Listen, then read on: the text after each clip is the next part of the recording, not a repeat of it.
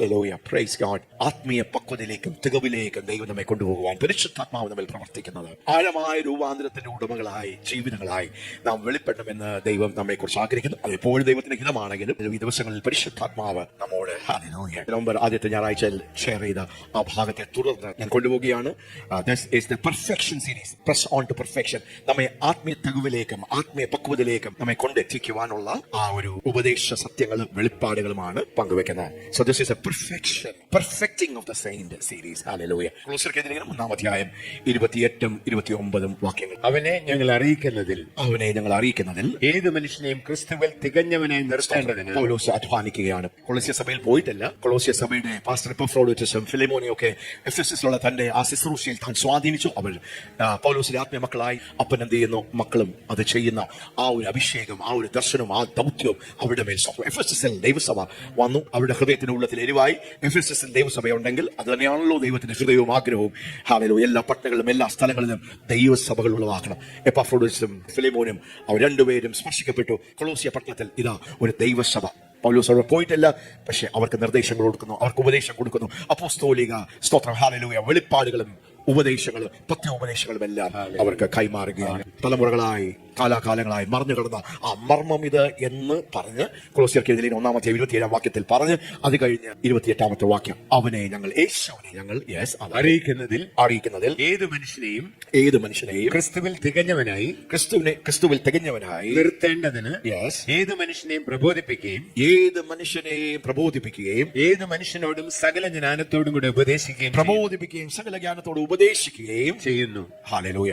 അപ്പോൾ സ്തോത്രം പൗലോസ് പറയുകയാണ്, സ്തോത്രം ഹല്ലേലൂയ, ഞാൻ എന്താ ചെയ്യുന്നത്? ഞാൻ പ്രസംഗിക്കുന്നു. ഞാൻ യേശുവിനെ പ്രസംഗിക്കുന്നു. 2, ഞാൻ യേശുവിനെ കുറിച്ചുള്ള ദൈവരാജ്യത്തിന്റെ സത്യങ്ങൾ, ദൈവത്തിന്റെ ഹിതം, ദൈവത്തിന്റെ ഇഷ്ടം, ആ കാര്യത്തെ കുറിച്ച് ഞാൻ ജനത്തെ എന്ത് ചെയ്യുക? ഞാൻ പ്രബോധിപ്പിക്കുകയാണ്. സ്തോത്രം സകല ഗൗരവത്തോടും ഞാൻ ദൈവജനത്തെ എന്ത് ചെയ്യുന്നു? ഞാൻ ഉപദേശിക്കുകയാണ്. എന്തിനാണ് പൗലോസേ അങ്ങ് ഇത്രയും അധ്വാനിക്കുന്നത്, ഇത്രയും ഉപദേശിക്കുന്നത്? ഹല്ലേലൂയ. സകല മനുഷ്യരെയും ക്രിസ്തുവിൽ തികഞ്ഞവരാകും. എന്താണ് ദൈവത്തിന്റെ ലക്ഷ്യം? നമ്മുടെ ജീവിതത്തിൽ കർത്താവ് എന്താണ് ആഗ്രഹിക്കുന്നത്? പരിശുദ്ധാത്മാവ് എന്തിനു വേണ്ടിയാണ്? ശുശ്രൂഷന്മാരെ എന്തിനു വേണ്ടിയാണ് ദൈവം നിയോഗിച്ചിരിക്കുന്നത്? എല്ലാ വിശ്വാസികളെയും വിശുദ്ധന്മാരെയും every saint to be perfected. ആത്മീയ തികവിലേക്കും പരിപക്വതയിലേക്കും ആത്മീയ പൂർണ്ണതയിലേക്കും വരണമെന്ന് ദൈവം ആഗ്രഹിക്കും. അടുത്ത വാക്യം, അതിനായി ഞാൻ എന്നിൽ ബലത്തോടെ വ്യാപരിക്കുന്ന അവന്റെ വ്യാപാര ശക്തിക്ക് ഒത്തവണ്ണം പോരാടിക്കൊണ്ട് അധ്വാനിക്കുന്നു. ഞാൻ പോരാടിക്കൊണ്ട് അധ്വാനിക്കും. കർത്താവ് എന്ത് ചെയ്യും? കർത്താവ് രോഗികളെ സൗഖ്യമാക്കും, ഭൂതങ്ങളെ പുറത്താക്കും. അത് കഴിഞ്ഞ് വേറിട്ട് പോയി പ്രാർത്ഥിക്കും. അത് കഴിഞ്ഞ് എല്ലാം കൂട്ടി പിന്നെ ഉപദേശം. പ്രസംഗം. കർത്താവിന്റെ നമ്മൾ ആ പാറ്റേൺ കഴിഞ്ഞ് he was preaching, he was teaching, he was demonstrating. Amen. Hallelujah. രോഗികളെ സൗഖ്യമാക്കുന്നു, ഭൂതങ്ങളെ പുറത്താക്കുന്നു. ആമേൻ. ഹല്ലേലൂയ. ദൈവരാജ്യത്തിന്റെ ഉപദേശം. ഫിലിപ്പിയർക്കെഴുതിയ 3-ാം അധ്യായം 13-14 വാക്യങ്ങൾ. മറ്റേ ജനത്തെ ഉപദേശിക്കുക, അവരെ ക്രിസ്തുവിൽ പരിപക്വതയിലേക്ക് കൊണ്ടുവരിക എന്ന് മാത്രമല്ല, തന്റെ ജീവിതത്തിൽ ഒത്തിരി അനുഭവങ്ങളുള്ള, ഒത്തിരി അഭിഷേകത്തിന്റെ ആഴം അനുഭവിച്ച, ഒത്തിരി സഭകളെ സ്ഥാപിച്ച, ഒത്തിരി അനുഭവങ്ങളുള്ള പൗലോസ് താൻ തന്റെ ജീവിതത്തിന്റെ ആ ലക്ഷ്യത്തെ കുറിച്ച് പറയുമ്പോഴും റോമൻ കാരാഗ്രഹത്തിൽ കിടന്ന് താൻ പറയുകയാണ്, ഒന്ന് ഞാൻ ചെയ്യുന്നു. യെസ് സഹോദരന്മാരെ, ഞാൻ പിടിച്ചിരിക്കുന്നു എന്ന് നിരൂപിക്കുന്നില്ല. ഞാൻ എത്തിപ്പോയി, ഞാൻ പിടിച്ചു, ഞാൻ തികഞ്ഞു എന്ന് ഞാൻ നിരൂപിക്കുന്നില്ല. ഒന്ന് ഞാൻ ചെയ്യുന്നു. പിമ്പിലുള്ളത് മറന്ന് മുമ്പിലുള്ളതിന് ആഞ്ഞും കൊണ്ട് ക്രിസ്തുയേശുവിൽ ദൈവത്തിന്റെ പരമവിളിയുടെ ബിരുദനായി ലാക്കിലേക്ക് ഓടുന്നു. ആ ബിരുദനായി ഞാൻ ലാക്കിലേക്ക് ഓടുന്നു. ഒന്ന് ഞാൻ ചെയ്യുന്നു. പിൻപിലുള്ളതിനെ മറന്ന് മുമ്പിലുള്ളതിനെ ഫോക്കസ് ചെയ്ത് I press towards the mark for the prize of the high calling of God in Christ Jesus. പൗലോസ് എന്താ ചെയ്യുന്നത്? തന്റെ വ്യക്തിപരമായ ജീവിതത്തിൽ താൻ ആ പെർഫെക്ഷനിലേക്ക്, ആത്മീയ തികവിലേക്ക്, ക്രിസ്തു തന്നിൽ പൂർണ്ണമായി വെളിപ്പെടുവാൻ, ക്രിസ്തുവിന്റെ മനോഭാവം, ക്രിസ്തുവിന്റെ ആ ജീവിതം, ക്രിസ്തുവിന്റെ സ്വഭാവം, ആ ജീവിത ശൈലി പൂർണ്ണമായി ക്രിസ്തു എങ്ങനെയോ അങ്ങനെ തന്നെ താനും വെളിപ്പെടുവാനായി ആ ലാക്കിലേക്ക് വ്യക്തപ്പെട്ടു. ആ ഒരു വിളിയിലേക്കാണ് കർത്താവ് നമ്മളെ എല്ലാവരെയും വിളിച്ചിരിക്കുന്നത്. ഇന്നത്തെ മെസ്സേജ് തലക്കെട്ട് ആത്മീയമായിട്ടുള്ള ശൈശവ അവസ്ഥയിൽ നിന്ന് ക്രിസ്തുവിനുള്ള ആ പക്വതയിലേക്ക് ദൈവം നമ്മളെ വിളിക്കുന്നു. From being spiritual babes in Christ to spiritual adulthood to spiritual maturity in Christ Jesus. നമുക്കറിയാം, ഒരു കുഞ്ഞ് ജനിച്ചു വീഴുമ്പോൾ ശിശുവാണ്. മുലപ്പാൽ കുടിക്കുന്ന ഒരു പ്രായം. 10 വയസ്സ് കഴിഞ്ഞിട്ട് മുലപ്പാൽ മാത്രമേ കുടിക്കുന്നുള്ളെങ്കിൽ അതിന്റെ അർത്ഥം ആ കുഞ്ഞ് സാരമായ എന്തോ വിഷയമുണ്ട്. ഹല്ലേലൂയ. ഒരു വയസ്സാകുമ്പോൾ, ഒരു പ്രായമാകുമ്പോൾ, ഒരു ബർത്ത്ഡേ ആകുമ്പോഴത്തേക്ക് വളരുകയാണ്. കുഞ്ഞ് പതുക്കെ സംസാരിക്കാത്ത കുഞ്ഞ് പതുക്കെ സംസാരിക്കാൻ തുടങ്ങുന്നു. നടക്കാൻ കഴിയാത്ത കുഞ്ഞ് നടക്കാൻ തുടങ്ങുന്നു. കഴിക്കാൻ അറിയാത്ത കുഞ്ഞ് കഴിക്കുന്നു. ഒരു വളർച്ചയുണ്ട്. ഹല്ലേലൂയ. സമയത്തിനനുസരിച്ച് ആ കുഞ്ഞ് ഭൗതികമായി, ഫിസിക്കലായി വളരും എന്ന് പറയുന്ന പോലെ ആത്മീയത്തിൽ in the spiritual kingdom, the spiritual world also. ഒരു സമയം ദൈവം നിശ്ചയിച്ചിട്ടുണ്ട്. ആ സമയത്തിനനുസരിച്ച് നാമം എന്ത് ചെയ്യണം? നാമം വളരണം. ഹല്ലേലൂയ. ഭൗതികമായും ശാരീരികമായി ഒരു വയസ്സ് കൂടുന്നതോളം പെട്ടെന്ന് വളർന്നു പോകും. പക്ഷേ ആത്മീയ ലോകത്തിൽ, ആത്മീയ റലത്തിൽ, in the spiritual realm, in the spiritual life, പ്രായം കൂടുന്നതനുസരിച്ച് നാം ആത്മീയമായി വളരണമെന്ന് ഇല്ല. അതുകൊണ്ട് തന്നെ 10 വർഷം കഴിഞ്ഞാലും 20 വർഷം കഴിഞ്ഞാലും 30 വർഷം കഴിഞ്ഞാലും കർത്താവിലായി രക്ഷിക്കപ്പെട്ടു, വീണ്ടും ജനിച്ചു, പുതിയ സൃഷ്ടിയായി. അത് കഴിഞ്ഞിട്ടും നാം ആത്മീയ ശിശുക്കളെ പോലെ തന്നെ നമ്മുടെ വിശ്വാസത്തോടുള്ള ബന്ധത്തിൽ, കർത്താവിനോടുള്ള ബന്ധത്തിൽ നമുക്കായി തീരുവാൻ കഴിയും. 1 കൊരിന്ത്യർക്കെഴുതിയ ലേഖനം 3-ാം അധ്യായം അതിന്റെ ആദ്യത്തെ 4 വാക്യങ്ങൾ നമുക്ക് വായിച്ചു കേൾക്കാം. അപ്പോസ്തലനായ പൗലോസ് തന്റെ മിഷണറി യാത്രകളിൽ സ്ഥാപിച്ച ഒരു സഭയാണ് കൊരിന്ത്യ സഭ. ഒരു 2-3 വർഷക്കാലം താൻ കൊരിന്തിൽ താമസിച്ച താൻ തന്നെ പണിതെടുത്ത ശുശ്രൂഷമാരെ വാർത്തെടുത്ത ഒരു വലിയ ദൈവസഭയാണ്. പരിശുദ്ധാത്മാവിന്റെ വലിയ ആത്മപ്രവാഹമുള്ള ഒരു സഭ. കൃപകളും കൃപാവരങ്ങളും അന്യഭാഷകളും പരിശുദ്ധാത്മാവിന്റെ പ്രവചനാത്മാവിന്റെ ശുശ്രൂഷകൾ, വ്യത്യസ്ത നിലവാരങ്ങളുള്ള പരിശുദ്ധാത്മാവിന്റെ ശുശ്രൂഷകളുള്ള ഒരു സഭ. അതിലൊക്കെ പൗലോസ് സന്തോഷിക്കുക. ഒത്തിരി വർഷങ്ങൾ കഴിഞ്ഞ് ഈ ദൈവസഭയ്ക്ക് താൻ അവിടുത്തെ വിഷയങ്ങളും പ്രശ്നങ്ങളൊക്കെ മനസ്സിലാക്കി താൻ സ്വന്തം ലേഖനം എഴുതുന്ന ആ ലേഖനമാണ്. വർഷങ്ങൾ ഒത്തിരി കഴിഞ്ഞു. ഹല്ലേലൂയ. അവർ കർത്താവിന്റെ വചനം കേട്ടു, ഹല്ലേലൂയ, സുവിശേഷം കേട്ടു, രക്ഷിക്കപ്പെട്ടു, പുതിയ സൃഷ്ടികളായി. അവർ കർത്താവിനോട് നടക്കുന്ന ദൈവത്തിന്റെ മക്കളാണ്. പക്ഷേ പ്രായം ഒത്തിരിയായി. ആ പ്രായത്തിനനുസരിച്ച് പൗലോസ് ആഗ്രഹിക്കുന്ന ഒരു ആത്മീയ പക്വതയിലേക്ക് പൗലോസ് അവരെ കാണാത്തപ്പോൾ ഇവിടെ 1-2 ആൾക്കാര് മാത്രമല്ല, ആ ദൈവസഭയോട് തന്നെ വളരെ വ്യക്തമായി തുറന്ന് പുറത്തു വന്ന് പറയുന്ന ഒരു പ്രവാചകനല്ല, ആ സഭയുടെ ആത്മീയ പിതാവാണ്. പൗലോസ് ഇത് പറയുമ്പോൾ കൊരിന്ത് സഭയെ അറിയാത്ത ഒരു അപ്പോസ്തലനല്ല. 1 കൊരിന്ത്യർക്കെഴുതിയ 3-ാം അധ്യായം. എന്നാൽ സഹോദരന്മാരെ, നിങ്ങളോട് എനിക്ക് ആത്മികന്മാരോട് എന്ന പോലെയല്ല, ജഡികന്മാരോട് എന്ന പോലെ, ക്രിസ്തുവിൽ ശിശുക്കളായവരോട് എന്ന പോലെ അത്രേ സംസാരിപ്പാൻ കഴിയില്ല.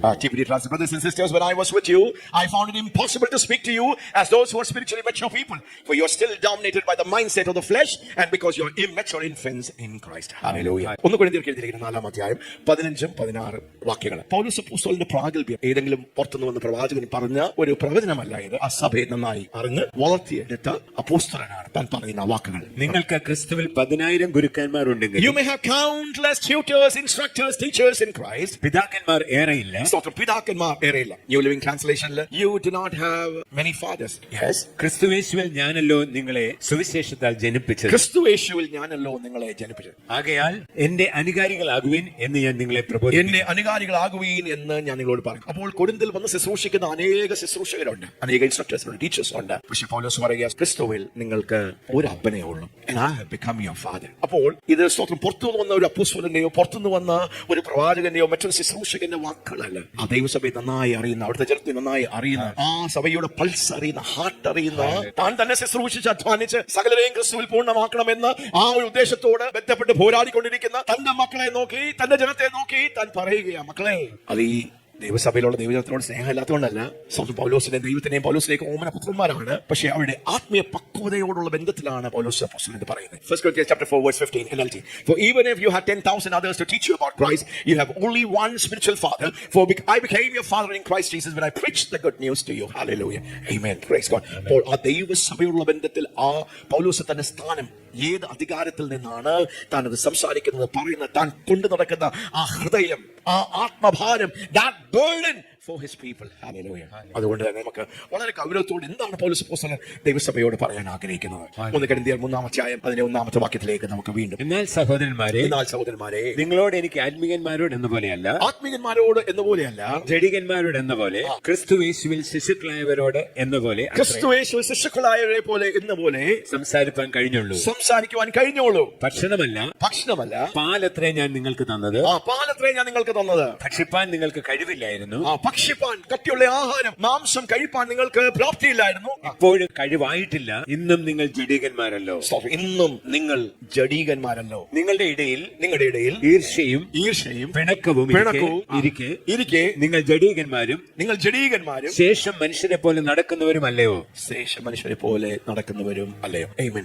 So പൗലോസ് അപ്പോസ്തലൻ ഒറ്റയ്ക്കൊറ്റയ്ക്കല്ല, ഇതൊരു പൊതു ലേഖനമാണ്. 2000 വർഷം കഴിഞ്ഞ് നമുക്കും വായിക്കുവാനും നമുക്കും പഠിക്കുവാനും നമുക്കും ഇതുകൊണ്ട് ഉപദേശം കൈകൊള്ളുവാനും എന്താണ് ദൈവത്തിന്റെ ഹിതം, ഒരു അപ്പോസ്തലിക ഹൃദയം എന്നാണെന്ന് തിരിച്ചറിയുവാൻ, എന്തിനു വേണ്ടിയാണ് ദൈവം അപ്പോസ്തലന്മാരെ ദൈവസഭയിൽ ആക്കി വെച്ചിരിക്കുന്നത് എന്നുള്ള കാര്യത്തെക്കുറിച്ചൊക്കെ മനസ്സിലാക്കുവാൻ സഹായിക്കും. ഹല്ലേലൂയ. ആത്മീയരല്ല നിങ്ങൾ, പിന്നെ അവിശ്വാസികളാണോ? അല്ല, അവര് വീണ്ടും ജനിച്ച് പുതിയ സൃഷ്ടികളായ ദൈവത്തിന്റെ ഓമന മക്കളാണ്. ഒറ്റൊരു വിഷയമേ ഉള്ളൂ, അവര് ആത്മീയ പക്വതയിലുള്ള ബന്ധത്തിൽ അവർ ആത്മീയ ശിശുക്കളാണ്. ആദ്യത്തെ വാക്യത്തിൽ അവിടെ പറഞ്ഞിരിക്കുന്നു, നിങ്ങൾ ഇമ്മച്ചുവർ ഇൻഫൻസ് ആണ്. ആദ്യത്തെ വാക്യം TPT. Yes, brothers and sisters. അപ്പോൾ സഹോദരന്മാർ മാത്രമല്ല, അവിടുത്തെ സഹോദരിമാരും brothers and sisters. When I was with you, I found it impossible to speak to you as those who are spiritually mature people, for you are still dominated by the mindset of the flesh, and because you are immature infants.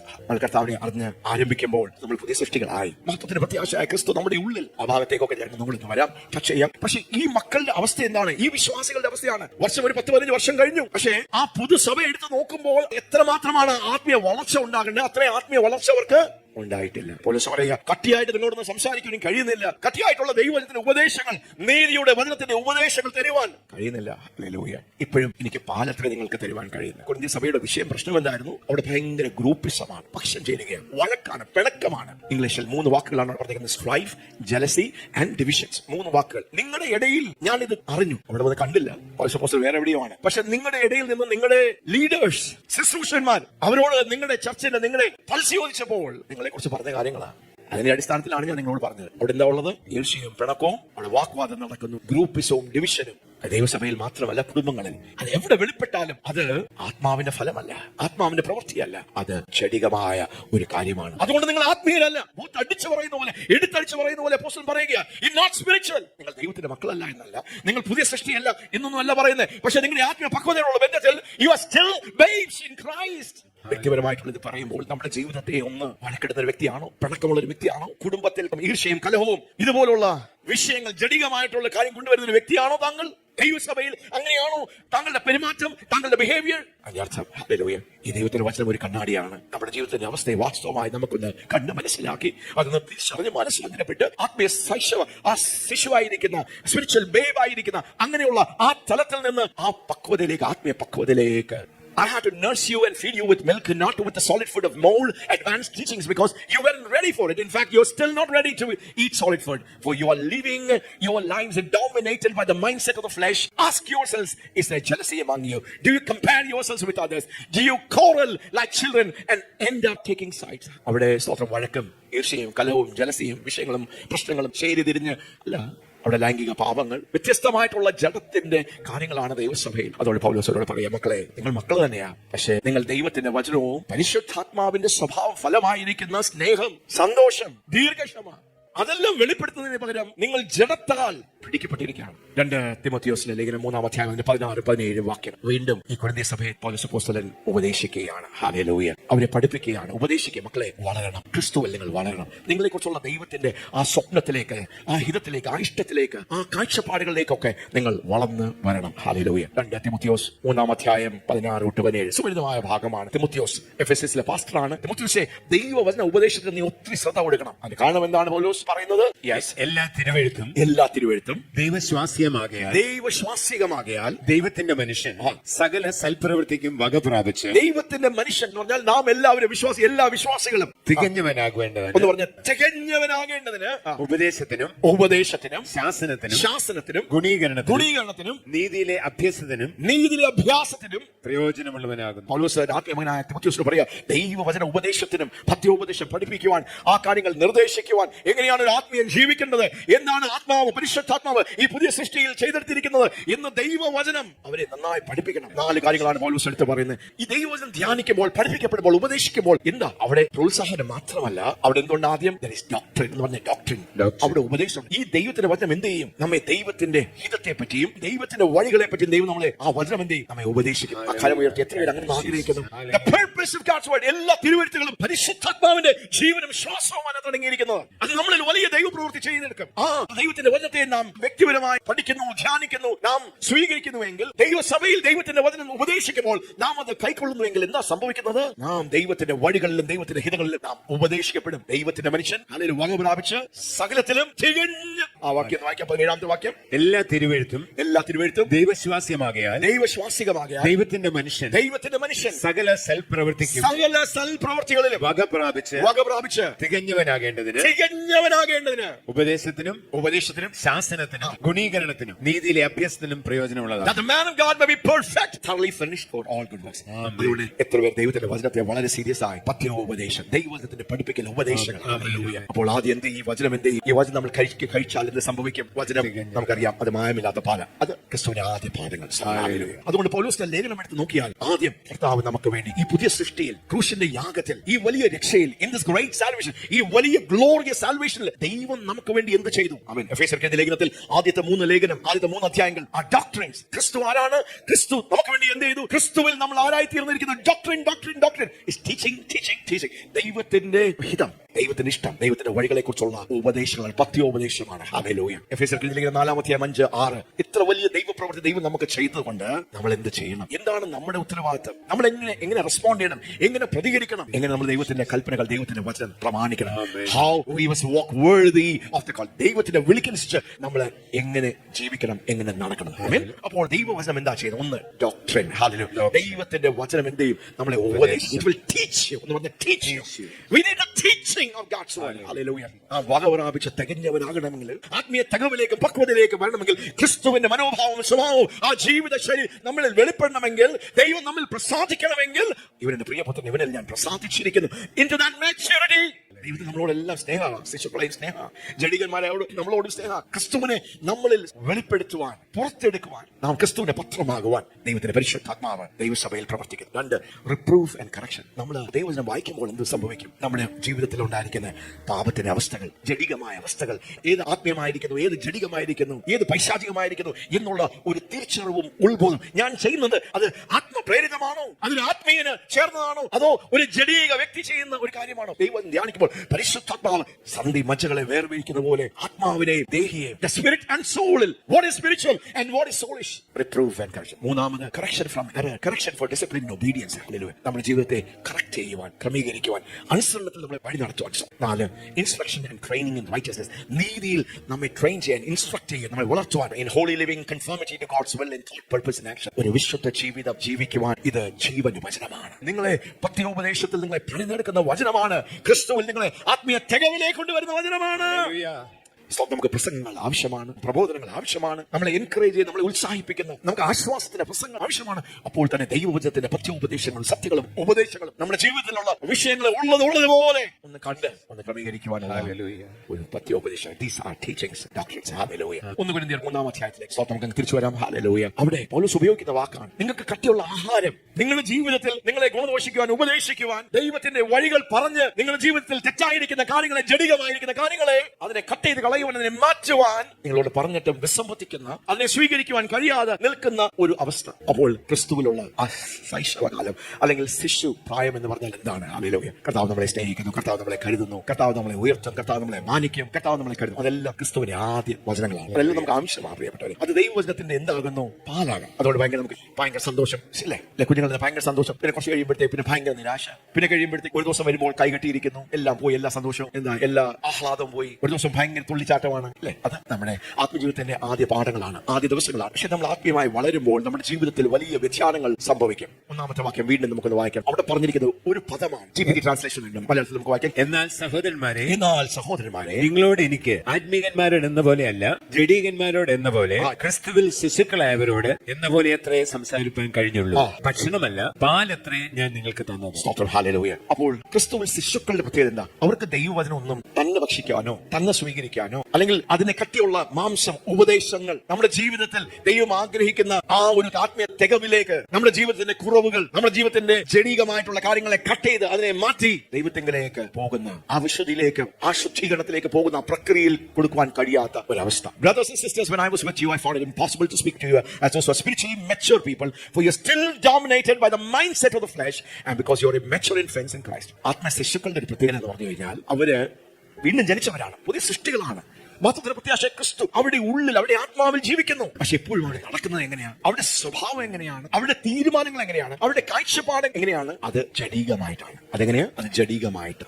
അവരുടെ തീരുമാനങ്ങൾ, അവരുടെ പ്രയോറിറ്റികൾ, അവരുടെ decisions, അവരുടെ നോട്ടം, ഭാവം, അവരുടെ life style, അത് ജഡികം. അതുകൊണ്ടാണ് പൗലോസ് പറയുന്നത് രണ്ടാമത്തെ വാക്യം, ഭക്ഷണമല്ല പാലത്രേ ഞാൻ നിങ്ങൾക്ക് തന്നത്, ഭക്ഷണമല്ല പാലത്രേ ഞാൻ നിങ്ങൾക്ക് തന്നത്, ഭക്ഷിപ്പാൻ നിങ്ങൾക്ക് കഴിവില്ലായിരുന്നു, ഭക്ഷിപ്പാൻ നിങ്ങൾക്ക് കഴിവില്ലായിരുന്നു, ഇപ്പോഴും കഴിവായിട്ടില്ല, ഇപ്പോഴും കഴിവായിട്ടില്ല, ഇന്നും നിങ്ങൾ ജഡികന്മാരല്ലോ. ഇന്നും നിങ്ങൾ ജഡീകന്മാരല്ലോ. അപ്പോൾ രണ്ട് കൂട്ടം ആൾക്കാർ, ആത്മികർ, ജഡികർ. ആത്മികർ ആരാണ്? ക്രിസ്തുവിൽ പക്വതയിലേക്ക്, പരിപക്വതയിലേക്ക് മുമ്പോട്ട് പോയവർ, അവരാണ് ആത്മീയർ. അതിന്റെ അർത്ഥം ആത്മീയർ ആരാണ്? അവരുടെ ജീവിതത്തിന്റെ തീരുമാനങ്ങൾ, അവരുടെ ജീവിതത്തിന്റെ നടപ്പിൽ, അവരുടെ ജീവിതത്തിന്റെ എല്ലാ പ്രായോഗികമായിട്ടുള്ള കാര്യങ്ങളിൽ, അവർ നേരിടുന്ന എല്ലാ ജീവിതത്തിന്റെ വിഷയങ്ങളിലും അവിടെ അവർ ദൈവത്തിന്റെ വചനത്തിന്റെ അടിസ്ഥാനത്തിൽ, ദൈവത്തിന്റെ പരിശുദ്ധാത്മാവ് എന്ത് ആഗ്രഹിക്കുന്നു, എന്ത് പറയുന്നു, എന്ത് ഉപദേശിക്കുന്നു, അതിന്റെ അടിസ്ഥാനത്തിൽ തീരുമാനമെടുക്കുവാൻ വളർന്നവർ. ആരെങ്കിലും നമ്മളെ ചതിച്ചു, ഉദാഹരണം മോശമായി പെരുമാറി, സാധാരണ വ്യക്തികൾ എന്താ ചെയ്യുന്നത്? എങ്ങനെ? അവിശ്വാസികൾ എന്താ ചെയ്യുന്നത്? എന്നെ ചതിച്ചോ, എന്നോട് ഇതുപോലെ തെറ്റായി പെരുമാറിയോ, എന്നോട് ഇങ്ങനെ നിങ്ങൾ കാണിച്ചോ? അവിശ്വാസികൾ, അവർക്ക് സ്റ്റാൻഡേർഡ് ഇല്ല, മാതൃകയില്ല, റെഫറൻസ് പോയിന്റ് ഇല്ല, ദൈവവചനമൊന്നും അവർക്കില്ല. അപ്പൊ അതുകൊണ്ട് എന്ത് ചെയ്യും? അവരെ തിരിച്ച് അതിനെക്കാട്ടിലും എനിക്ക് പണിയൊന്നുമില്ലേ, ഞാൻ നിങ്ങൾക്ക് അതിനേക്കാൾ വലിയ പണി തരും, എനിക്ക് പാര വെച്ചില്ലേ നിങ്ങൾ, അതിനേക്കാൾ വലിയ പാര ഞാൻ നിങ്ങൾക്ക് വെക്കും. മനോഭാവം. പക്ഷേ ആത്മീയൻ എന്ത് ചെയ്യും? നിങ്ങൾ എന്നെ എത്ര പണിതാലും, എത്ര പാര വെച്ചാലും, നിങ്ങൾ എന്നോട് എത്ര തെറ്റായി പെരുമാറിയാലും, എന്നോട് എത്ര വഴക്കുണ്ടാക്കാൻ നിങ്ങൾ നോക്കിയാലും, എന്നെ എത്ര വെറുത്താലും, എത്ര കളിപ്പിച്ചാലും, ഞാൻ എന്റെ ശൈശവ പ്രായമൊക്കെ വിട്ട് ഞാൻ ക്രിസ്തുവിന്റെ ഹൃദയവും സ്വഭാവവും സ്വർഗീയ പിതാവിന്റെ ആ പെർഫെക്ഷൻ, ആ പൂർണ്ണതയാ ഞാൻ വെളിപ്പെടുത്തുവാൻ ആഗ്രഹിക്കുക. നീ എന്നെ ചതിച്ചാൽ ഞാൻ തിരിച്ച് ചതിക്കും എന്നല്ല, നീ എനിക്ക് പാരപ്പെടുന്ന ഞാൻ തിരിച്ച് അതിനേക്കാൾ വലിയ പാൽ, നീ എന്നോട് ദേഷ്യപ്പെട്ടാൽ ഞാൻ അതിനേക്കാൾ ശബ്ദത്തിൽ നിന്നോട് ദേഷ്യപ്പെടും. അങ്ങനെ ചെയ്യുവാണെങ്കിൽ നമ്മൾ രക്ഷിക്കപ്പെട്ടു, നമ്മൾ വീണ്ടും ജനിച്ചു, പുതിയ സൃഷ്ടികളാണ്. പക്ഷെ ഇപ്പോഴും നാം ജഡീകരാണ്, നാം ആത്മീയരായിട്ടില്ല. അതുകൊണ്ട് പൗലോസ് പറഞ്ഞു, നിങ്ങളുടെ ഇടയിൽ ഗ്രൂപ്പിസം ഉണ്ടെങ്കിൽ, ഡിവിഷൻ ഉണ്ടെങ്കിൽ, ഞാൻ പൗലോസിന്റെ പക്ഷക്കാർ, ഞാൻ അപ്പോലോസിന്റെ പക്ഷക്കാർ, ഞാൻ കേഫാസിന്റെ പക്ഷക്കാർ എന്ന് പറഞ്ഞ് നിങ്ങൾ ഗ്രൂപ്പ് ഉണ്ടാക്കാൻ നോക്കുവാണെങ്കിൽ, അയ്യോ നിങ്ങൾ ജഡികരാണ്. നിങ്ങൾ ഈർഷ്യയും പിണക്കവും ചേരി കൂടുവാൻ നോക്കുവാണെങ്കിൽ, നോ, ഇറ്റ്സ് നോട്ട് അലൗഡ്. വീട്ടിൽ അപ്പന്റെ പക്ഷക്കാർ കുറെ പേര്, അമ്മയുടെ പക്ഷക്കാർ കുറെ പേര്, അല്ലെ മക്കളെ സാധാരണ എങ്ങനെയല്ലേ ചെയ്യുന്നേ? ഞങ്ങൾക്ക് അപ്പനെ ഭയങ്കര ഇഷ്ടം, ഫാദർ ഗ്രൂപ്പ്, മദർ ഗ്രൂപ്പായി മാറുന്നേ.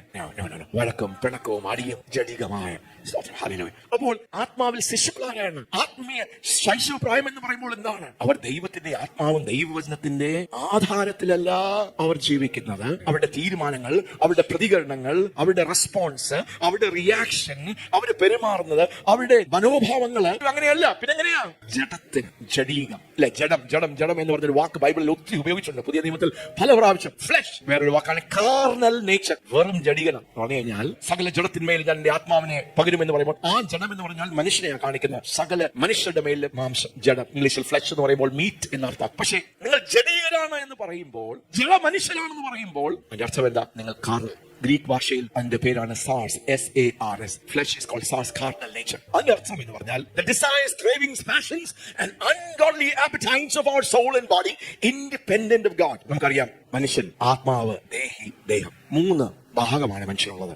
വീണ്ടും ജനിച്ചപ്പോൾ എന്താ വീണ്ടും ജനിച്ചത്? നമ്മുടെ ആത്മാവ് വീണ്ടും ജനിച്ചു. ആത്മാവിൽ പുതിയ സൃഷ്ടിയുടെ ദൈവപ്രവർത്തനമാണ്. പക്ഷെ നമ്മുടെ ജഡം എന്ന് പറയുമ്പോൾ നമ്മുടെ മനസ്സിന്റെയും, അല്ലെ, നമ്മുടെ ദേഹി, സോൾ എന്ന് പറയുമ്പോൾ നമ്മുടെ മനസ്സ്, നമ്മുടെ മൈൻഡ്, നമ്മുടെ വിൽ, നമ്മുടെ തീരുമാനങ്ങൾ, നമ്മുടെ ഇച്ഛാശക്തി, നമ്മുടെ വികാരങ്ങൾ, നമ്മുടെ ബുദ്ധിമണ്ഡലം, മൈൻഡ്, ബുദ്ധിമണ്ഡലം, യുക്തി, റീസണിങ്, മൈൻഡ്, റീസണിങ്, യുക്തി, നമ്മുടെ thought realm, mind, thought realm, emotion, വികാരങ്ങൾ, പിന്നെ നമ്മുടെ വിൽ പവർ, പിന്നെ ബോഡി എന്ന് പറയുമ്പോൾ ശരീരത്തിന്റെ അഭിലാഷങ്ങൾ. അപ്പോൾ ഫ്ലഷ് എന്ന് പറയുമ്പോൾ കാർണൽ നേച്ചർ അല്ലെങ്കിൽ ജഡീകനാണെന്ന് പറയുമ്പോൾ അതിന്റെ അർത്ഥം നമ്മുടെ ജഡത്തിന്റെ അഭിലാഷങ്ങൾ ദൈവത്തിന്റെ പരിശുദ്ധാത്മാവിനും ദൈവവചനത്തിനും വിധേയപ്പെടാതെ നമ്മുടെ ജഡത്തിൽ നിന്നും, നമ്മുടെ ശരീരത്തിൽ നിന്നും, നമ്മുടെ ദേഹിയിൽ നിന്നും പൊങ്ങി വരുന്ന ആ ആഗ്രഹങ്ങൾ, ഡിസയറുകൾ, പാഷനുകൾ, അതുപോലുള്ള അഭിലാഷങ്ങൾ, അതിനെയാണ് ജഡം എന്ന് പറയുന്നത്. ഉദാഹരണം പറയാം, നമുക്കത് മനസ്സിലാകാനായിട്ട്. നമ്മളെല്ലാം ദൈവമക്കളാണ്, 98% ആൾക്കാർ ഇവിടെ ഇരിക്കുന്ന ദൈവമക്കളാണ്. പക്ഷെ ഇവിടെ കൊച്ചാത്മീയ ശിശുക്കളുണ്ട്. അതിന്റെ അർത്ഥം പ്രായത്തിൽ ആത്മീയ ശിശുക്കൾ എന്ന് പറഞ്ഞാൽ ഒത്തിരി ആയിട്ടില്ല, 6 മാസം 1 വർഷം ഒക്കെ ആയിട്ടുള്ള കർത്താവ്. ചിലർ 10 വർഷം, 15 വർഷം, 20 വർഷം. ഇങ്ങോട്ട് വരുന്നതിന് മുമ്പേ ഒരു വലിയ വിഷയം നമ്മുടെ വീട്ടിൽ സംഭവിച്ചു, അല്ലെങ്കിൽ വരുന്ന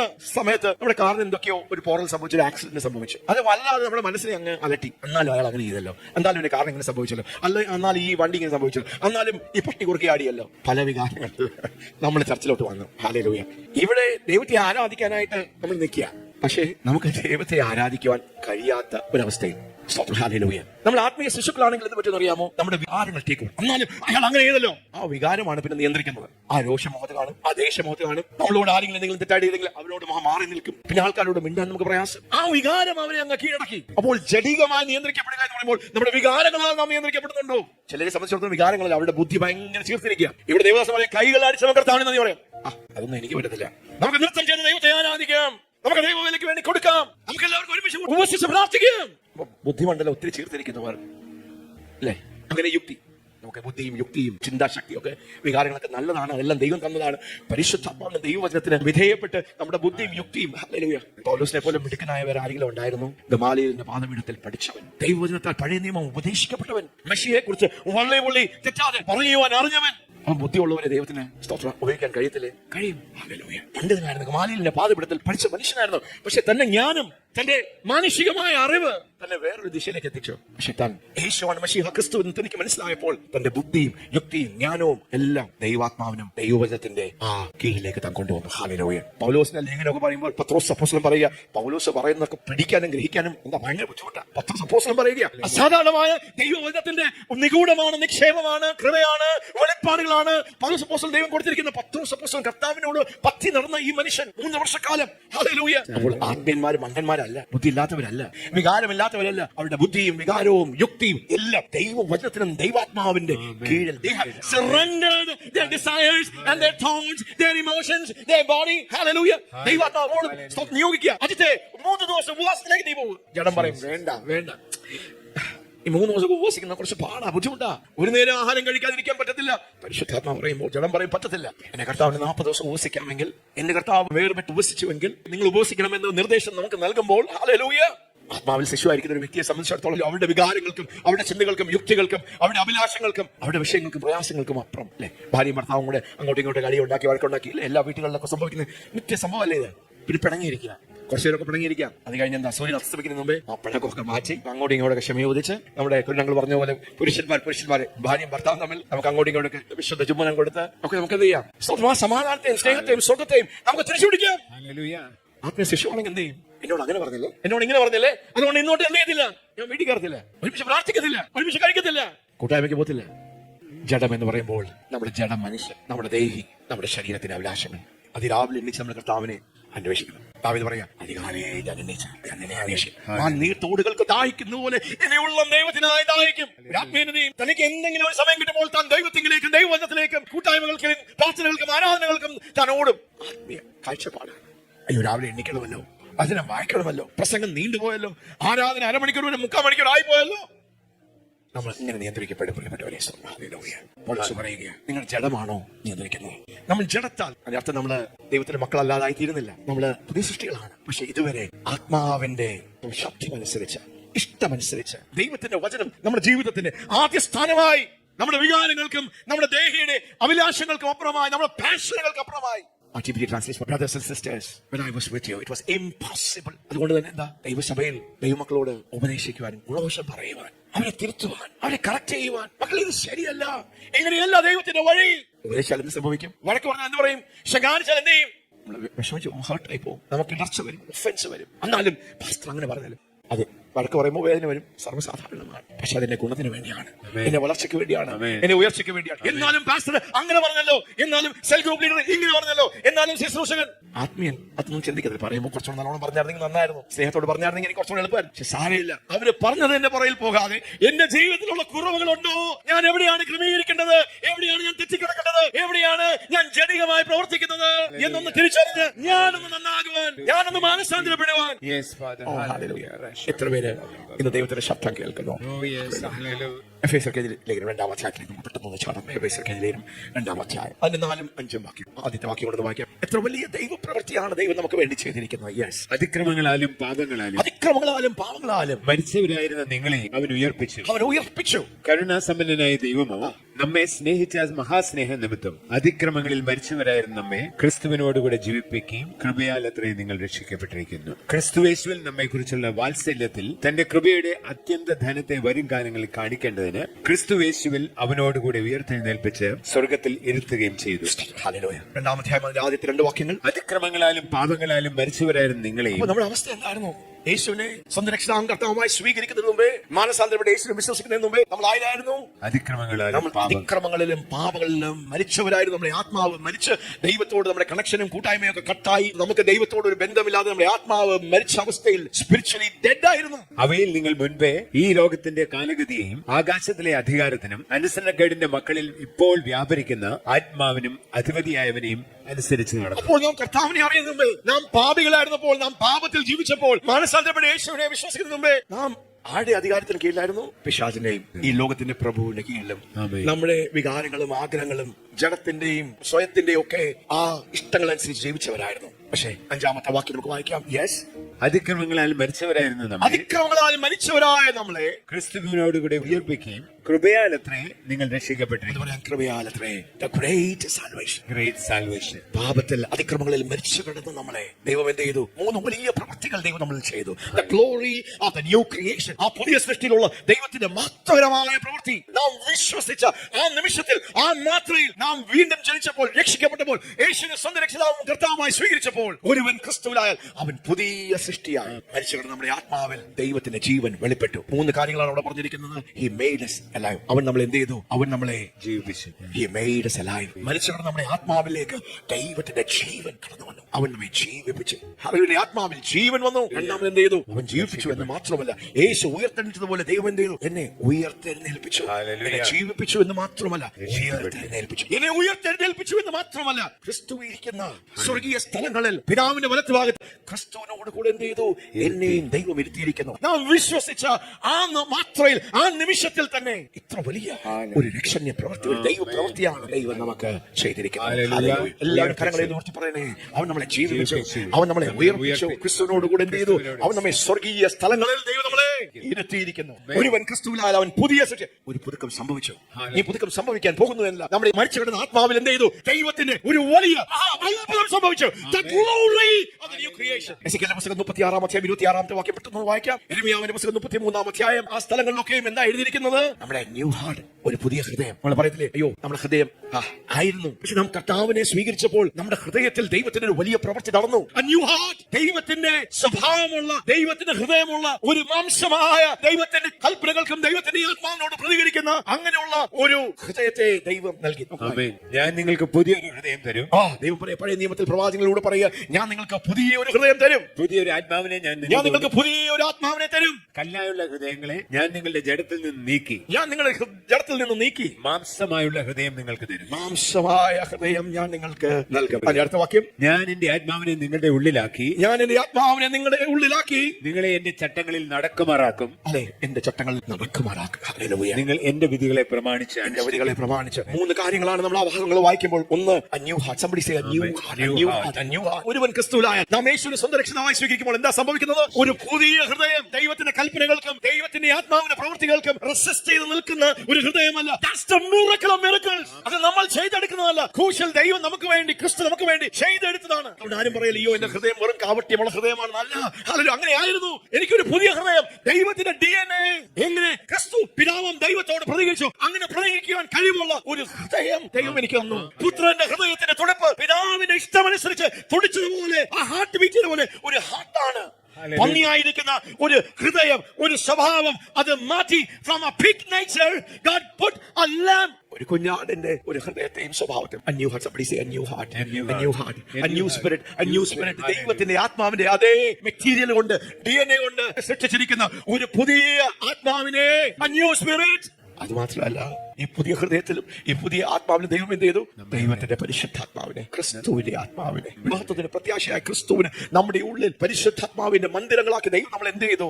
നമ്മളെ മാറ്റി. എസെക്കിയേലിന്റെ പുസ്തകം 36-ാം അധ്യായം 26-ാം വാക്യം, യിരെമ്യാവ് 31, 33-ാം വാക്യം, എബ്രായർക്ക് 8-ാം അധ്യായം 10-ാം വാക്യത്തിൽ This is the glory of the new covenant. ഈ വെളിപ്പാട്, ഈ വെളിച്ചം നമ്മുടെ ഹൃദയത്തിന്റെ ഉള്ളത്തിലേക്ക് നാം ഒന്ന് പിടിച്ചാൽ ആത്മീയ ശിശുക്കളായി ജീവിക്കുന്ന അവസ്ഥയിൽ നിന്ന് നമുക്ക് ആത്മീയമായിട്ടുള്ള ആ പക്വതയിലേക്ക്. അതുകൊണ്ട് കഴിഞ്ഞ ആഴ്ച നമ്മൾ കേട്ടതുപോലെ സ്വന്തം നമ്മുടെ ശക്തിയിലും നമ്മുടെ കഴിവിലും നമ്മുടെ ഇച്ഛാശക്തിയിലും നമ്മുടെ ഉപവാസത്തിന്റെ ബലത്തിലും അല്ല നാം കർത്താവിലുള്ള ഈ പുതിയ ജീവിതം ജീവിക്കുന്നത്. ആ വലിയ പ്രവൃത്തി നമ്മളെ ഉള്ളിൽ ദൈവം ചെയ്തിരിക്കുന്നു. ഒരു പുതിയ ഹൃദയം നൽകിയിരിക്കുന്നു. ഒരു പുതിയ ആത്മാവിനെ ദൈവം തന്നിരിക്കുന്നു. ദൈവത്തിന്റെ വചനവും ദൈവത്തിന്റെ ആത്മാവും. അതുകൊണ്ട് എനിക്ക് ആത്മീയ പക്വതയിൽ ജീവിക്കുവാൻ കഴിയും. Oh yes. എത്ര പേര് എന്നെ പ്രകോപിക്കുവാൻ നോക്കിയാലും, ആരൊക്കെ എന്നെ വിട്ടുപോയാലും, ആരൊക്കെ എന്നോട് ഇടറിയാലും, ആരൊക്കെ അപവാദം പറഞ്ഞാലും, ആരൊക്കെ ദുർഭാഷണം പറഞ്ഞാലും, ആരൊക്കെ ദൂഷണം പറഞ്ഞാലും, ആരൊക്കെ എന്നെ വിധി എഴുതിയാലും, എനിക്ക് ജീവിക്കുവാൻ ഒരു പുതിയ ഒരു നിയമമുണ്ട്. ഹല്ലേലൂയ. ആരൊക്കെ എന്നെ ദ്വേഷിച്ചാലും, ആരൊക്കെ എന്നെ ശപിച്ചാലും, ആരൊക്കെ എന്നെ വിരോധമായി പ്രപിച്ചാലും, I will live by the law. സ്നേഹത്തിന്റെ ആത്മാവിനാണ്. ഇങ്ങോട്ട് സ്നേഹിച്ചാൽ തിരിച്ചങ്ങോട്ട് സ്നേഹിക്കാം, ഇങ്ങോട്ട് മാനിച്ചാൽ തിരിച്ചങ്ങോട്ട് മാനിക്കാം. No, no, no, no. I don't live by that life. ആത്മാവിൽ ശിശുക്കൾ എന്താ? ഇങ്ങോട്ട് സ്നേഹിച്ചാൽ അങ്ങോട്ട് സ്നേഹിക്കും, ഇങ്ങോട്ട് മാനിച്ചാൽ അങ്ങോട്ട്. No, no. Still ജഗത്തിലാണ് നാം ജീവിക്കുന്നത്. അല്ലെങ്കിൽ നമ്മുടെ വികാരങ്ങൾ, നമ്മുടെ ഇച്ഛാശക്തികൾ, നമ്മുടെ യുക്തികൾ, നമ്മുടെ No, you're not living by the Spirit. ഈ സ്പിരിച്വൽ ഇൻഫൻസിയിൽ നിന്ന്, ഈ ആത്മീയ ശൈശവമായിരിക്കുന്ന ഈ അവസ്ഥയിൽ നിന്ന് ഒരു ആത്മീയ പക്വതയിലേക്ക് എങ്ങനെ നമുക്ക് നീങ്ങുവാൻ കഴിയുന്നത്? ഒന്ന്, വിശ്വാസം എന്ന് പറഞ്ഞാൽ വിശ്വാസം. നമ്മൾ ഭൗതികമായി വളരണമെങ്കിൽ, ശാരീരികമായി വളരണമെങ്കിൽ അതിന് സമയമെടുക്കും, പ്രായമുണ്ട്, പ്രായം ഇല്ലേ? ഒരു വർഷം കഴിയുമ്പോൾ നമ്മൾ കുറച്ചായി വളരും. ആത്മീയ തലത്തിലും സമയമുണ്ട്. പക്ഷേ സമയത്തെക്കാൾ അധികമായി നാം ദൈവത്തെ വിശ്വസിച്ചാൽ, നാം അനുസരിച്ചാൽ, നാം കീഴ്പ്പെട്ടാൽ, നാം ക്രിസ്തുവിന്റെ സ്വഭാവത്തിന് വേണ്ടി നമ്മുടെ ജഡത്തെ പിടിച്ചടക്കിയാൽ, പരിശുദ്ധാത്മാവിന്റെ ശക്തിയാൽ നമ്മുടെ ജഡമോഹത്തെ, ജഡികമായ അഭിലാഷങ്ങളെ നാം ക്രൂശിച്ചാൽ, എന്റെ ജഡം പറയുക, അവൻ നിന്നോട് ഇങ്ങനെ ചെയ്തല്ലേ, അവനെ ക്ഷമിക്കണ്ട. എന്റെ വികാരം പറയുക, മാറ്റി നടക്കുക. പക്ഷെ ക്രിസ്തുവിന്റെ ആത്മാവ്, ദൈവത്തിന്റെ വചനം പറയുന്നു, നിനക്ക് തിന്മ ചെയ്താലും, നിന്നോട് ദ്വേഷം നടന്നാലും, നിന്നെ ശപിച്ചാലും, നിന്നെ കുറിച്ച് കുറ്റം പറഞ്ഞാലും, നിന്നെ കുറിച്ച് ദുർഭാഷണം പറഞ്ഞാലും, മലയാളി സംസ്കാരത്തിന് ഒത്തിരി നല്ലതുകൊണ്ട് ഒത്തിരി ചീത്ത കാര്യങ്ങളും ഈ ദിവസങ്ങളിൽ മലയാളി കൾച്ചർ അനുസരിച്ച് ജീവിക്കാനല്ല, ദൈവരാജ്യത്തിന്റെ സംസ്കാരം അനുസരിച്ച്. We do not live by a Malayali culture. We live not by an Indian culture, not by an American, European culture. We live by the kingdom. സ്തോത്രം, ഹല്ലേലൂയ. പിന്നെ എന്താ വിഷയം? ഇത്രയും വലിയ ദൈവപ്രവൃത്തി നമ്മുടെ ആത്മാവിൽ നടന്നുവെങ്കിൽ നമുക്കൊരു പുതിയ ഹൃദയം നൽകി, ഒരു പുതിയ ആത്മാവുണ്ട്, ദൈവത്തിന്റെ പരിശുദ്ധാത്മാവ് നമ്മുടെ ഉള്ളിൽ ദൈവം നൽകിയെങ്കിൽ, ഇത്ര ഗ്ലോറിയസ് ആണെങ്കിൽ പിന്നെ പാസ്റ്റർ എന്താ എപ്പോഴും ഞാൻ പാപത്തിൽ വീഴുന്നത്? എന്താ എനിക്ക് ദൈവത്തോടുള്ള ഇഷ്ടം തോന്നാത്തത്? എന്താ വീണ്ടും ഞാൻ ലൈംഗിക പാപത്തിൽ കുടുങ്ങി പോകുന്നത്? എന്താ ഞാൻ ആസക്തിയിൽ കുടുങ്ങി പോകുന്നത്? എന്താ എനിക്ക് ക്ഷമിക്കുവാൻ കഴിയാത്തത്? വാക്യങ്ങൾ നമുക്കൊന്ന് ചിന്തിക്കാം. ആത്മാവിനെ അനുസരിച്ച് നടപ്പി. ദൈവം നമ്മെ, പഴയ മനുഷ്യൻ, ഓൾഡ് മാൻ, അവൻ ഭയങ്കര പ്രശ്നക്കാരനായിരുന്നു, അവൻ മർദ്ദലിയായിരുന്നു, അവൻ ദൈവത്തോട് മർദ്ദലിക്കാൻ ലൂസിഫറിന്റെ സ്വഭാവമുള്ളവനായിരുന്നു നമ്മുടെ ഉള്ളിലുണ്ടായിരുന്ന പഴയ മനുഷ്യൻ. അവൻ ഒരു കാരണവശാലും ദൈവത്തിന്റെ കൽപ്പനകളെ അനുസരിക്കത്തില്ല, വിരോധിക്കും, എതിർക്കും. പക്ഷെ ക്രൂശിൽ എന്ത് ചെയ്തു? പഴയ മനുഷ്യന്റെ ആ ശക്തിയെ എന്ന് പറയാൻ തകർത്ത് കളഞ്ഞു, എന്നെ ഫ്രീ ആക്കി. അതുകൊണ്ടാണ് പൗലോസ്, ഞാൻ നല്ലത് ചെയ്യാൻ ആഗ്രഹിക്കുന്ന എനിക്ക് ചെയ്യാൻ പറ്റുന്നില്ലല്ലോ, പാപം ചെയ്യാൻ ചിന്തിക്കുമ്പോൾ ഞാൻ പാപം ചെയ്യുന്നു. അയ്യോ, ഈ അവസ്ഥയിൽ നിന്ന് എന്നെ ആർക്ക് രക്ഷിക്കുവാൻ കഴിയും? അയ്യോ, ഞാൻ അരിഷ്ട മനുഷ്യൻ. റോമർക്കെഴുതിയ 7-ാം അധ്യായത്തിലാണ് താൻ പറയുന്നത്. അങ്ങനെ പറഞ്ഞ മനുഷ്യന്റെ അവസ്ഥ. ഞാൻ വീണ്ടും ജനിച്ചു, ക്രിസ്തു എന്റെ ഉള്ളിലുണ്ട്, എനിക്കൊരു പുതിയ സ്വഭാവം കിട്ടി. പക്ഷെ എന്തോ എന്റെ പഴയ മനുഷ്യന്റെ സ്വാധീനവും സ്വഭാവം എവിടേക്കോ എന്നെ സ്വാധീനിക്കുന്നു. ഞാൻ നല്ലത് ചെയ്യാൻ ഇച്ഛിക്കുന്നു, പക്ഷെ നല്ലത് ചെയ്യാൻ കഴിയുന്നില്ല. പാപം ചെയ്യണ്ട എന്ന് ഞാൻ ആഗ്രഹിക്കുന്നു, പക്ഷെ ഞാൻ പാപം ചെയ്തു പോകുന്നു. ഈ അവസ്ഥയിൽ നിന്ന് റോമർക്കെഴുതിയ 8-ാം അധ്യായത്തിൽ താൻ പൊട്ടി. 7-ാം അധ്യായം അതിന്റെ അവസാനത്തെ വാക്യം ഒന്ന് വായിക്കാമോ? 7-ന്റെ അവസാനത്തെ വാക്യങ്ങൾ. നമ്മുടെ കർത്താവായ യേശുക്രിസ്തു മുഖാന്തരം ഞാൻ ദൈവത്തിന് സ്തോത്രം ചെയ്യുന്നു. ഇങ്ങനെ ഞാൻ തന്നെ ബുദ്ധി കൊണ്ട് ദൈവത്തിന്റെ പ്രമാണത്തെയും ജഡം കൊണ്ട് പാപത്തിന്റെ പ്രമാണത്തെയും സേവിക്കുന്നു. എന്റെ ബുദ്ധി കൊണ്ട് ഞാൻ ദൈവത്തിന്റെ പ്രമാണത്തെയും ജഡം സേവിക്കുന്നു. അതുകൊണ്ട് ഇപ്പോൾ ക്രിസ്തുവേശുവിലുള്ളവർക്ക് ഒരു ശിക്ഷാവിധിയില്ല. ജീവന്റെ ആത്മാവിന്റെ പ്രമാണം, എനിക്ക് പാപത്തിന്റെയും മരണത്തിന്റെയും പ്രമാണത്തിൽ നിന്ന് ക്രിസ്തുവേശുവിൽ സ്വാതന്ത്ര്യം വരുത്തിയിരിക്കുന്നു.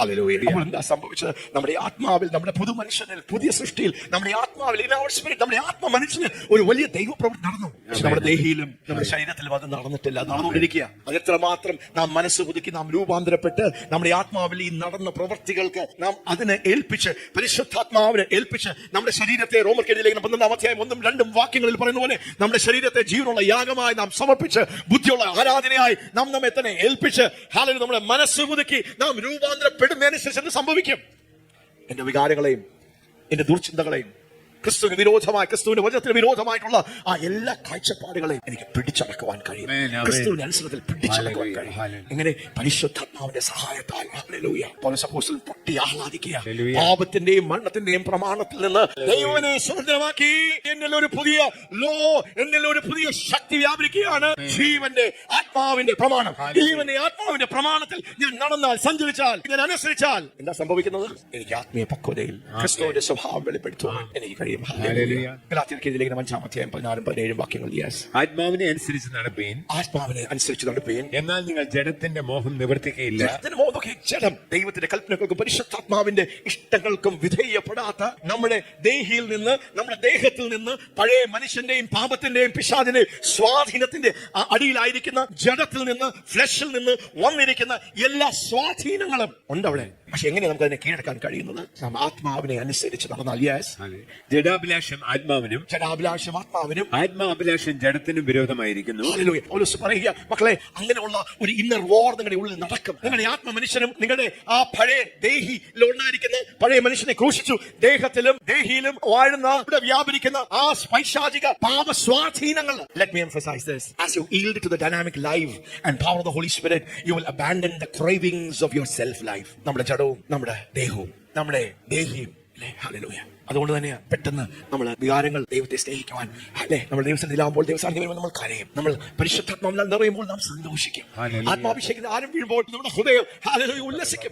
ദൈവത്തിന് നല്ല വികാരങ്ങളാണ്. ഹല്ലേലൂയ. പക്ഷെ ആ വികാരത്തിൽ നിന്ന് തന്നെ അത് ദൈവത്തിന്റെ പരിശുദ്ധാത്മാവിന്റെ നിയന്ത്രണമല്ലെങ്കിൽ അതിൽ നിന്ന് കോപം വരും, ദ്വേഷം വരും, വെറുപ്പ് വരും, പക വരും.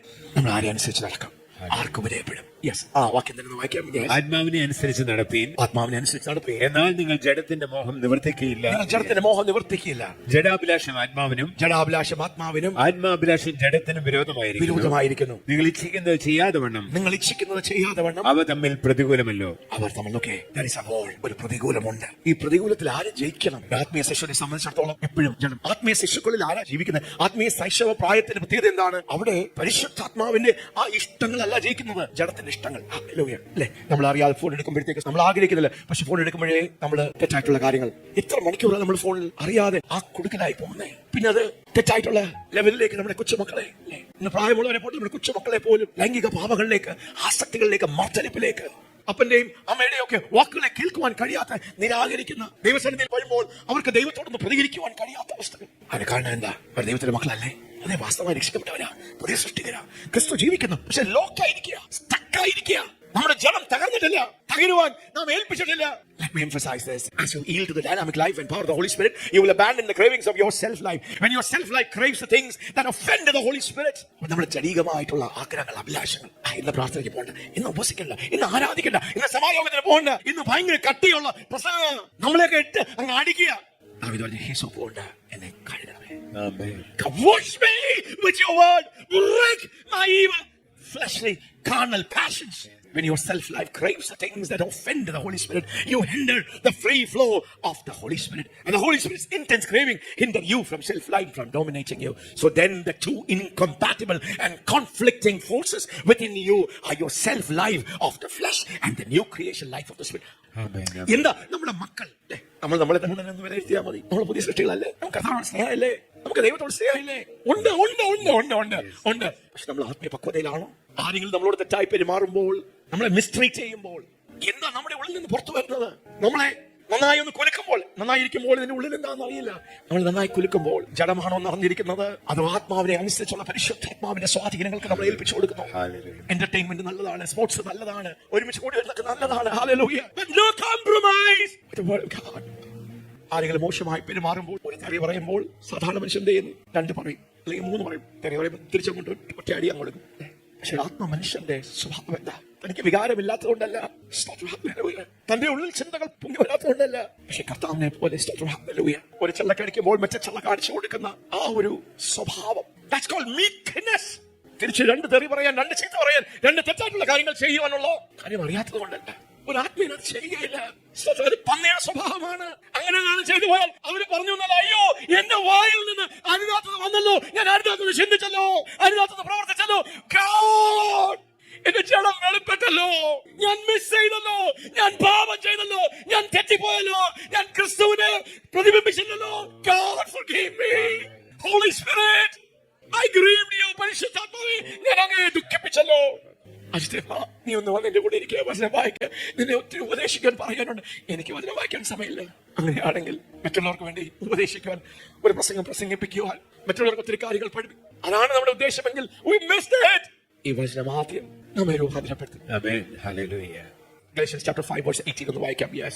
ആത്മാവിനെ അനുസരിച്ച് നടക്കുന്നുവെങ്കിൽ നിങ്ങൾ ന്യായപ്രമാണത്തിന് കീഴിലുള്ളവരല്ല. ജഡത്തിന്റെ പ്രവൃത്തികളോ, ജഡത്തിന്റെ പ്രവൃത്തി നോക്കിയ ജഡം ജഡം ജഡം ദുർനടപ്പ്, ഈ കാര്യങ്ങൾ, ഈ വക എന്തെങ്കിലും നമ്മുടെ ഉള്ളിൽ ഉണ്ടെങ്കിൽ ആരെയും കുറ്റപ്പെടുത്താനോ, ആരെയും ബുദ്ധിമുട്ടിക്കാനോ, ആരെയും പ്രയാസപ്പെടുത്തുവാനല്ല പാസ്റ്ററല്ല. നിങ്ങളെ ഒത്തിരി കർത്താവിൽ സ്നേഹിക്കുകയും, ഒരപ്പന് ഒരമ്മയ്ക്ക് അവരുടെ മക്കൾ അവരെങ്ങനെയാണെങ്കിലും, കാക്കയ്ക്ക് താൻ കുഞ്ഞ്, ഒരപ്പന്റെയും അമ്മയുടെ ഹൃദയമുള്ളവർ അങ്ങനെയാണ്. അവർ ഉപദേശിക്കും, ഗുണദോഷിക്കും, ശകാരിക്കും, അതെല്ലാം പറയും. പക്ഷേ അവരുടെ ഹൃദയത്തിനുള്ളത്തിൽ ദൈവമായി കൊടുത്തിരിക്കുന്ന സ്വഭാവമാണ് നമ്മുടെ മക്കളോട് നീ അവരെത്ര കുരുത്തക്കേട് കാണിച്ചാലും, എത്ര അനുസരണക്കേട് കാണിച്ചാലും, എത്ര മർദ്ദലിപ്പ് കാണിച്ചാലും, എത്ര നമ്മളെ പറഞ്ഞാൽ കേൾക്കാതെ ആ മുടിയനായ പുത്രൻ പോയതുപോലെ എല്ലാം വിട്ടെറിഞ്ഞ് കട്ട് ചെയ്ത് പോയാൽ, അപ്പോൾ ഇന്നത്തെ നമ്മുടെ അവസ്ഥകളെ നമ്മളൊന്ന് തിരിച്ചറിഞ്ഞ് ആത്മീയ പക്വതയിലേക്ക് ഒന്ന് മുന്നേറുവാൻ. നമുക്ക് എത്ര കാര്യങ്ങൾ അറിയാം എന്നുള്ളതല്ല, എത്ര വെളിപ്പാടുകളുണ്ട് എന്നുള്ളത് മാത്രമല്ല, ആ വെളിപ്പാടുകൾ നമ്മുടെ ലൈഫിൽ പ്രാക്ടിക്കലായോ, ആ പൊസിഷണൽ ട്രൂത്ത് പ്രാക്ടിക്കൽ ട്രൂത്ത് ആയി മാറിയോ, ആ ക്രിസ്തുവിന്റെ സ്വഭാവവാചത്തിൽ വെളിപ്പെട്ടോ, ആ താഴ്മ വെളിപ്പെട്ടോ, ആ കരുതൽ വെളിപ്പെട്ടോ, ആ ഞൊർക്കം വെളിപ്പെട്ടോ. യെസ്, നമുക്ക് വായിക്കാം. ജഡത്തിന്റെ പ്രവൃത്തികളോ, ജഡത്തിന്റെ പ്രവൃത്തികൾ എന്താ? ദുർനടപ്പ്, നമുക്ക് എല്ലാവർക്കും പറയാം, ദുർനടപ്പ്, അശുദ്ധി, അശുദ്ധി, ദുഷ്കാമം, ദുഷ്കാമം, വിഗ്രഹാരാധന, വിഗ്രഹാരാധന, ആഭിചാരം, ആഭിചാരം, പക, പക, പിണക്കം, പിണക്കം, ജാരശങ്ക, ജാരശങ്ക, ക്രോധം, ക്രോധം, ശാഠ്യം, ശാഠ്യം, ദ്വന്ദ്വപക്ഷം, ദ്വന്ദ്വപക്ഷം, ഭിന്നത, ഭിന്നത, അസൂയ, അസൂയ, മദ്യപാനം, മദ്യപാനം, വെറിക്കൂത്ത്, വെറിക്കൂത്ത് മുതലായവ എന്ന് വെളിവാകുന്നു. ഈ വക പ്രവർത്തിക്കുന്നവൻ ദൈവരാജ്യം അവകാശമാക്കിയില്ല എന്ന് ഞാൻ മുൻപേ പറഞ്ഞതുപോലെ ഇപ്പോഴും നിങ്ങളോട് പറയുന്നു. ഇതിനകത്തെ സഭയോട് പൗലോസ് അപ്പോസ്തലൻ പറയുകയും താൻ സ്ഥാപിച്ച സഭയാണ് തന്റെ മക്കളോട് പറയാം, മക്കളെ, കർത്താവിനെ അറിയുന്നതിന് മുമ്പ് നമ്മൾ ഇതിനകത്തായിരുന്നല്ലോ മുഴുകിയിരുന്നത്. അവിടെ നല്ല നമ്മൾ രക്ഷിക്കപ്പെട്ട് കർത്താവിന്റെ വെളിച്ചത്തിന്റെ മക്കളായി നമ്മൾ വന്നത്.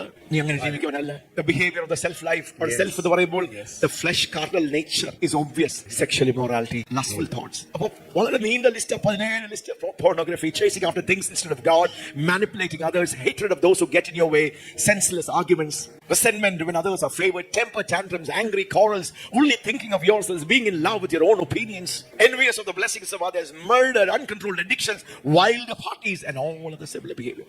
നമുക്കൊരു ചെക്ക് ലിസ്റ്റാണ്. ഇതാണോ നമ്മളെ ഭരിക്കുന്നത്? ഇതാണോ നമ്മുടെ തീരുമാനങ്ങളെ സ്വാധീനിക്കുന്നത്? ഇതനുസരിച്ചാണോ നാം ജീവിക്കുന്നത്? അത് നമ്മൾ കർത്താവിന്റെ മക്കളാണ്. പക്ഷെ ജഡമാണോ അതോ ആത്മാവിന്റെ സ്വഭാവമാണോ? ജഡിക ജീവിതമാണോ? It's time to grow. It's time to grow. Hallelujah. ജഡത്തിന്റെ ആഗ്രഹങ്ങളെയും ഒക്കെ വിട്ട് ആത്മാവിൽ വളരുവാൻ, ആത്മീയ പക്വതയിലേക്കും തികവിലേക്കും സ്തോത്രം മുമ്പോട്ട് വരുവാൻ സമയമായി. ഈ ദിവസങ്ങളൊക്കെയും ദൈവം നമ്മളെ വീണ്ടും വീണ്ടും വീണ്ടും ഈ ദൈവത്തിന്റെ സത്യങ്ങൾ നമ്മളിലേക്ക് കൊണ്ടുവരുമ്പോൾ അപ്പോസ്തലനായ പൗലോസ് ഇത്ര വലിയ ദൈവപ്രവൃത്തി നമ്മളിൽ ദൈവം ചെയ്തു. പുതിയ ഹൃദയം, പുതിയ ഹൃദയം, പുതിയ ഹൃദയം, പുതിയ ആത്മാവ്, പുതിയ ആത്മാവ്, ദൈവത്തിന്റെ ആത്മാവ്, ദൈവത്തിന്റെ പരിശുദ്ധാത്മാവ്. ഇത്ര വലിയ രക്ഷയുടെ പ്രവൃത്തി ദൈവം ചെയ്തു. അതുകൊണ്ട് നാം എന്താ ചെയ്യേണ്ടത്? എന്താ ദൈവം നമ്മളിൽ നിന്ന് ആഗ്രഹിക്കുന്നത്? ഓരോ ചെറിയ മൈന്യൂട്ട് കാര്യങ്ങളിൽ, നമ്മുടെ ബന്ധങ്ങളിൽ എങ്ങനെ ആയിരിക്കണം? ഭാര്യ ഭർത്തൃ ബന്ധത്തിൽ നമ്മൾ എങ്ങനെ ആയിരിക്കണം? മാതാപിതാക്കളും മക്കളും എങ്ങനെയായിരിക്കണം? സഭയിൽ അന്യോന്യം എങ്ങനെയായിരിക്കണം? വിശ്വാസികളും അവിശ്വാസികളും എല്ലാ കാര്യത്തെ പറ്റി നിർദ്ദേശങ്ങളാണ്. ഇത്ര വലിയ ദൈവപ്രവൃത്തി നിങ്ങൾ വെളിച്ചത്തിന്റെ മക്കളായി ദൈവം നിങ്ങളിൽ പ്രവർത്തിച്ചിരിക്കുന്നു. അതുകൊണ്ട് നിങ്ങളുടെ പ്രാക്ടിക്കൽ ലൈഫിൽ, നിങ്ങളുടെ പ്രാക്ടിക്കൽ ബിഹേവിയറിൽ, നിങ്ങളുടെ പ്രാക്ടിക്കൽ ഇടപാടുകളിൽ അതിന് വെളിപ്പെടണം. അത് വെളിപ്പെടുന്നില്ല എങ്കിൽ നാം എപ്പോഴും ആത്മീയ ശൈശവത്തിലാണ്. Spiritual babes. അത് രക്ഷിക്കപ്പെട്ടു, വീണ്ടും ജനിച്ചു. പക്ഷെ നമ്മുടെ ലൈഫ് മാറിയില്ല എങ്കിൽ, ലൈഫിൽ ട്രാൻസ്ഫോർമേഷൻ വന്നില്ലെങ്കിൽ, ലൈഫിൽ ചേഞ്ച് വന്നില്ലെങ്കിൽ, ലൈഫിൽ ക്രിസ്തുവിന്റെ സ്വഭാവം വെളിപ്പെട്ടില്ലെങ്കിൽ, still spiritual babes. രണ്ട് കടന്നു ഉയർത്തി നമുക്ക് പറയാം, I want to change. I want to move forwards. പൗലോസ് പറഞ്ഞു, ഒന്ന് ഞാൻ ചെയ്യുന്നു, ഞാൻ തികഞ്ഞു എത്തിപ്പോയി എന്നൊന്നും ഞാൻ പറയുന്നില്ല. One thing I do. നമുക്ക് ഓരോരുത്തർക്കും പല ലെവലുകളായിരിക്കും. പാസ്റ്ററോടുള്ള ബന്ധത്തിൽ എന്റെ ലെവൽ വേറൊരു ലെവലായിരിക്കും. Into that perfection and holiness and maturity. നിങ്ങളുടെ ലെവൽ വേറെ ലെവലായിരിക്കാം. പക്ഷെ നമ്മൾ നിൽക്കുന്ന ആ പ്ലേസിൽ നിന്ന് സ്വന്തം ദൈവമേ അങ്ങ് നോക്കുമ്പോൾ, എന്റെ അപ്പോസ്തലൻ എന്റെ ജീവിതത്തെ വിലയിരുത്തുമ്പോൾ, എന്റെ മേൽ ദൈവമേ ആക്കി വെച്ചിരിക്കുന്ന എന്റെ ശുശ്രൂഷകർ എന്നെ വിലയിരുത്തുമ്പോൾ, 1 കൊരിന്ത്യർ 3-ാം ലേഖനത്തിൽ പറഞ്ഞിരിക്കുന്ന പോലെ ഞാനൊരു ജഡികനാണ്, ഞാനൊരു ആത്മീയ ശിശുവാണെന്ന് എന്നെ കുറിച്ച് പറയുവാൻ എന്റെ ആത്മനിലവാരത്തിൽ കർത്താവേ എനിക്കത് വളരണം. എത്ര പേരങ്ങനെ പറയും, എനിക്കത് വളരണം, എനിക്കത് പക്വത പ്രാപിക്കണം, എനിക്കത് മുമ്പോട്ട് പോകണം. I want to spiritually move forwards. I want to spiritually mature. I want to leave my spiritual infancy and move into spiritual adulthood and be mature. എപ്പോഴും എന്നെ സന്തോഷിപ്പിക്കുന്ന, ചിരിപ്പിക്കുന്ന വാക്കുകൾ മനസ്സിലാവാൻ, എന്റെ ജീവിതത്തിൽ ഉള്ളതുപോലെ എന്നോട് ഇടപെടുവാൻ, എന്നോട് സംസാരിക്കുവാൻ, എന്റെ ദേഹിയും എന്റെ ആത്മാവിൽ തമ്മിൽ ആ ഒരു വിഭജനം, that separation between the spirit and soul. God, സഹായിക്കണമേ അപ്പാ. ഞങ്ങൾ എല്ലാ പ്രവർത്തി കർത്താവ് ചെയ്തെടുക്കണമേ. ഞങ്ങൾ സമർപ്പിക്കുന്നു കർത്താവേ. ഞാനൊരു ജഡികനാണെന്ന് അങ്ങനെ അറിയപ്പെടുവാൻ ഞാൻ ആഗ്രഹിക്കുന്നത്. I don't want to leave. I don't want to be a spiritual babe in Christ anymore. I don't want to be an immature infant anymore. I don't want to be a fleshly carnal person anymore. I want to be a spiritual. ഒരു ആത്മീയ സ്ത്രീയായി, പുരുഷനായി, ഒരു മകനായി, മകളായി കർത്താവിന് വേണ്ടി വെളിപ്പെടുവാൻ ഞാൻ ഏൽപ്പിക്കുന്നു. നന്ദി പറയുന്നു അപ്പാ, ഞങ്ങളോട് സംസാരിച്ചതിനായി, ഞങ്ങളോട് ഇടപെട്ടതിനായി, ഞങ്ങളെ നന്നായി കഴുകിയതിനായി, ഞങ്ങളുടെ അവസ്ഥകളെ ഞങ്ങൾക്ക് ബോധ്യപ്പെടുത്തിയതിനായി, ഞങ്ങൾ ഏത് ആത്മീയാവസ്ഥയിലാണ് ഞങ്ങൾ നിൽക്കുന്നത് എന്ന് പരിശുദ്ധാത്മാവെ വ്യക്തമായി ഞങ്ങളോട് ഇടപെട്ട് ഞങ്ങളുടെ അവസ്ഥകളെ കാണിക്കുവാൻ. ഞങ്ങൾ പെട്ടെന്ന് മുറിവേൽക്കുന്നവരാണോ, പെട്ടെന്ന് നിരാശപ്പെടുന്നവരാണോ, പെട്ടെന്ന് ഒഫൻഡഡ് ആകുന്നവരാണോ, പെട്ടെന്ന് ഹേർട്ട് ആകുന്നവരാണോ, പെട്ടെന്ന് ചുരുങ്ങി പോകുന്നവരാണോ, പെട്ടെന്ന് വിട്ടിട്ട് പോകുന്നവരാണോ, പെട്ടെന്ന് ദേഷ്യപ്പെടുന്നവരാണോ, പെട്ടെന്ന് വികാരവരുന്നവരാണോ, പെട്ടെന്ന് ലൈംഗിക പാപങ്ങളിൽ, പെട്ടെന്ന് കാമത്തിൽ, പെട്ടെന്ന് ആസക്തികളിൽ, പെട്ടെന്ന് മർദ്ദലിപ്പിൽ. No God, ഞങ്ങളെ സഹായിക്കണം. ഒരു കൂട്ടമായ ദേവസഭയായി ഞങ്ങൾ ഓരോരുത്തരെ കർത്താവ് സഹായിക്കണം. ക്രിസ്തുവിന്റെ പത്രങ്ങളായി, ക്രിസ്തുവിനെ പ്രതിബിംബിക്കുന്ന ആത്മീയരായി വീണ്ടും കേൾക്കണം. കേട്ടത് നമ്മൾ വീണ്ടും കേൾക്കണം. നമ്മുടെ ഹൃദയത്തിന്റെ ആഴങ്ങളിലേക്ക് ഈ ദൈവത്തിന്റെ വചനം ഒന്ന് ഇടപെടണം. ഈ ദൈവവചനമാകുന്ന കണ്ണാടിയുടെ മുമ്പിൽ നമുക്ക് നമ്മളെ തന്നെ ഒന്ന് കൊണ്ടുവരാം. പരിശുദ്ധാത്മാവ് നമ്മെ സഹായിക്കും. ഹല്ലേലൂയ. ആത്മീയ ശൈശവ പ്രായത്തിൽ പ്രത്യേകിച്ച് കർത്താവിനെ അറിഞ്ഞിട്ട് ഒരു 3 വർഷമെങ്കിലും നിങ്ങൾ ക്രോസ് ചെയ്തെങ്കിൽ, അല്ല ഒരു 5 വർഷമെങ്കിലും ക്രോസ് ചെയ്തെങ്കിൽ, it's time. ദൈവത്തിന്റെ ആളെ നിങ്ങൾ ഓരോരുത്തരെയും അനുഗ്രഹിക്കട്ടെ. God bless you, God bless you, God bless you.